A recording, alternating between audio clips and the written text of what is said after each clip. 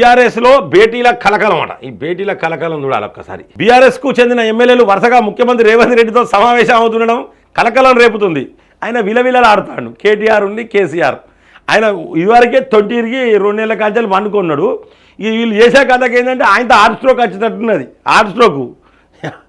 కాంగ్రెస్ అల్ప మెజార్టీతో అధికారం చేపట్టిన నేపథ్యంలో విపక్ష బీఆర్ఎస్ ఎమ్మెల్యేలను చేర్చుకునే ప్రయత్నం చేస్తుందన్న ప్రచారం జరుగుతోంది. ఈ నెల 24న ఉమ్మడి మెదక్ జిల్లాకు చెందిన 4 బీఆర్ఎస్ ఎమ్మెల్యేలు సుంతా లక్ష్మారెడ్డి, కొత్త ప్రభాకర్ రెడ్డి, గూడెం మైపాల్ రెడ్డి, మాణిక్రావు తదితరులు సీఎం రేవంత్ను కలిశారు. బీఆర్ఎస్ నేత మాజీ ఎమ్మెల్యే తీగల కృష్ణారెడ్డి కూడా 2 రోజుల కింద సీఎంతో భేటీ అయ్యారు. తాజాగా ప్రకాష్ గౌడ్ కూడా కలిసిండ్రు.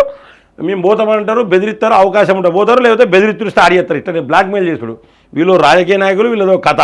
ఇలా అందరికీ టీం లీడర్ ఇవ్వాలంటే హరీష్ రావే. ఎందుకంటే రఘునందన్ అన్న క్లియర్గా చెప్పిండు, టీం లీడరే ఆయన పంపుతా అంటాడు ఆయన స్వార్థం కోసం.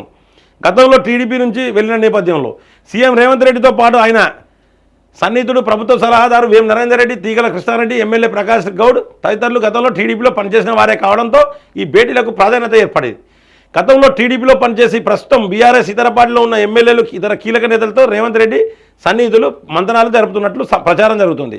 లోక్సభ ఎన్నికల తర్వాత రాష్ట్రంలో రాజకీయ పరిణామాలు మారతాయనే అంచనాల నేపథ్యంలో ఆలోగా చేరికల వ్యూహాన్ని అమలు చేయాలని రేవంత్ భావిస్తున్నట్లు చెప్తున్నారు. ఈ పరిణామాలతో అప్రమత్తమైన బీఆర్ఎస్ పెద్దలు పార్టీ ఎమ్మెల్యేలు, ఎమ్మెల్సీలు, ఇతర కీలక నేతల కదలికలపై కన్నేసినట్టు సమాచారం. ఇక చూడండి, ఏం లేదు, ఈయనను టీడీపీలను వాళ్ళను వీళ్ళను కాంగ్రెస్లో కలుపుకునేందుకు ప్రయత్నం చేస్తాను. మొత్తం టీడీపీ చేసి పడేసిండు కాంగ్రెస్ను.